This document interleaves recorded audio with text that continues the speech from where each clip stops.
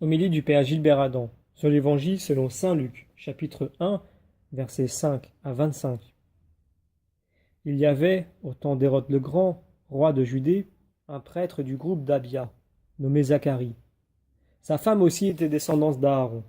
Elle s'appelait Élisabeth. Ils étaient l'un et l'autre des justes devant Dieu. Ils suivaient tous les commandements et les préceptes du Seigneur de façon irréprochable.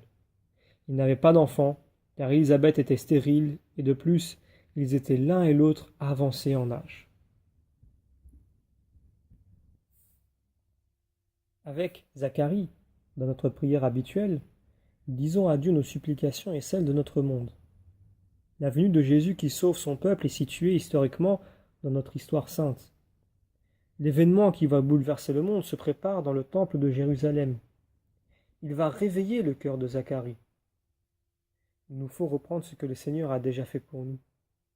Les consolations, le pardon, le soutien, ce en quoi il a répondu à nos supplications. Il nous faut une obéissance de cœur réelle, une recherche constante de la volonté de Dieu. Avons-nous une confiance absolue dans le Seigneur ou doutons-nous? Aujourd'hui, le monde peut-il encore entendre l'annonce de la venue d'un Sauveur? Nous voulons, comme Marie, accomplir la volonté de Dieu en hâte, de tout notre cœur, de toute notre âme, de tout notre esprit et de toutes nos forces. Nous nous préparons à fêter Noël, dans une grande famille qui fait route avec les imprévus et les déconvenus de la vie. Aide-nous, Seigneur, à célébrer le mystère de l'incarnation avec une foi sans défaut. Prions-nous en Église. Nous continuons la lecture de l'Évangile. Or, tandis que Zacharie, durant la période attribuée aux prêtres de son groupe, assurait le service du culte devant Dieu, il fut désigné par le sort, suivant l'usage des prêtres, pour aller offrir l'encens dans le sanctuaire du Seigneur.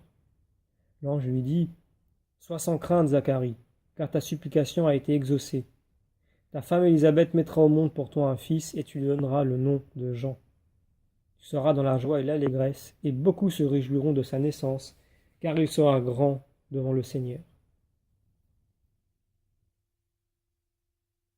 Quelle n'a pas été la surprise de Zacharie devant une telle annonce qui supprimerait la honte de sa vie, dans leur vieillesse. Avec Élisabeth, ils auraient un enfant. Il s'est éloigné de la confiance totale en Dieu. Zacharie n'a pas cru au dire de l'ange qui lui annonçait la réalisation du mystère de Dieu qui nous sauve. Nous sommes ainsi invités à ouvrir largement nos cœurs, nos yeux, nos mains, pour accueillir l'inattendu de Dieu. Gardons ce secret de Dieu en nos cœurs et préservons des espaces de silence dans tous nos préparatifs tout au long de cette semaine. Maintenant, Zacharie se tait. Il écoutera Élisabeth qui relève le défi d'un peuple stérile. Déjà, elle annonce Marie qui consentira à l'œuvre de Dieu de tout son être. Le don de Dieu est un secret d'amour qu'il nous faut découvrir de l'intérieur. Il se donne avec la venue de Jésus. La parole de Dieu nous manifeste comment nous devons nous préparer à recevoir le mystère du Fils éternel du Père venu dans notre chair. Comme Zacharie, nous sommes souvent fatigués par l'attente. Nous terminons la lecture de l'Évangile. Alors Zacharie dit à l'ange : « Comment vais-je savoir que cela arrivera ? Moi, en effet, je suis un vieillard et ma femme est avancée en âge. » L'ange lui répondit : « Je suis Gabriel et je me tiens en présence de Dieu. J'ai été envoyé pour te parler et pour t'annoncer cette bonne nouvelle. Mais voici que tu seras réduit au silence et, jusqu'au jour où cela se réalisera, tu ne pourras plus parler, parce que tu n'as pas cru à mes paroles.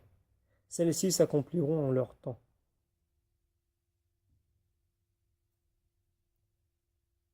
Le désir profond que Dieu avait mis au cœur de Zacharie était pris d'une manière trop humaine. S'il apparaissait extérieurement irréprochable, Zacharie avait perdu l'espérance que Dieu l'exaucerait. Très conscient de son état de vieillesse, il sait que c'est fini, qu'il ne pourra plus avoir d'enfant. Au fond de son cœur, il est déçu.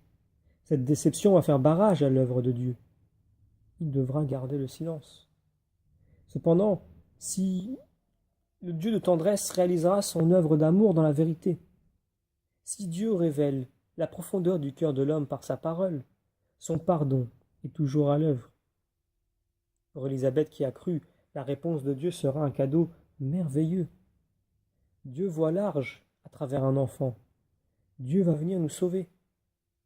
Il nous donne la joie, la réconciliation, la présence du Saint-Esprit, et l'espérance renaît. Nous demandons la grâce de méditer la parole de Dieu et d'obtenir l'obéissance du cœur.